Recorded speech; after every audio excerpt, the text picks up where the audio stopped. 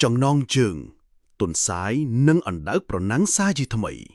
mê riêng thầm ấy. Bần tó pi chanh ca pro nắng lược tì muối giang ẩm mà, tuần sái ban phực hạt rô thằng ngày, đòi phá đọt lê lờ bướn, nâng pi bừng mòm.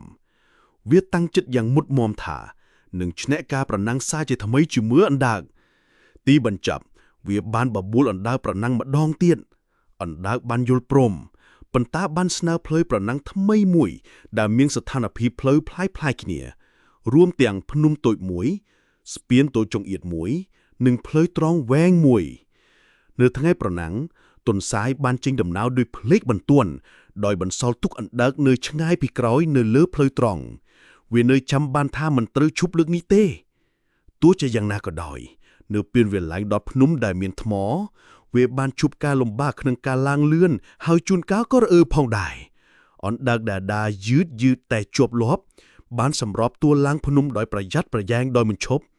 នៅលើស្ពានតូចចង្អៀតទុនសាយមានអារម្មណ៍ភ័យខ្លាចហើយត្រូវបន្ថយល្បឿនយ៉ាងខ្លាំងដោយបារម្ភពីការធ្លាក់ចំណែកអណ្ដើកវិញដោយសារមានជំហានរឹងមាំវាបានឆ្លងកាត់ដោយប្រយ័ត្នប្រយែងប៉ុន្តែមិនធប់ស្ទើរនៅលើផ្លូវត្រង់ចុងក្រោយទុនសាយបានរត់លឿនមិនគួរឲ្យជឿប៉ុន្តែកតាយឺតយ៉ាវបន្តិចបន្តួចនៅលើភ្នំនិងស្ពានរួមផ្សំជាមួយនឹងល្បឿនដ៏ថេរនិងមិនរាថយរបស់អណ្ដើកក្នុងការឆ្លងកាត់ឧបសគ្គទាំងអស់បានធ្វើឲ្យនៅពេលដែលទុនសាយស្ទុះទៅកាន់ខ្សែជ័យ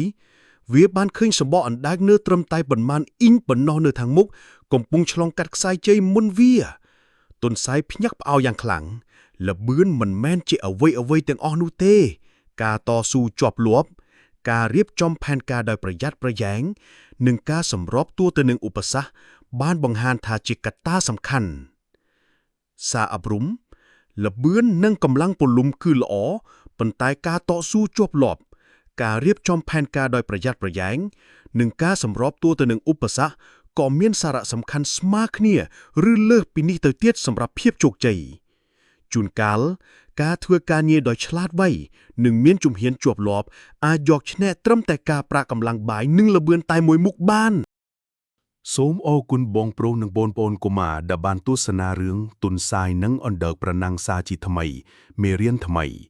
The Hare and the Tortoise Race Again A New Lesson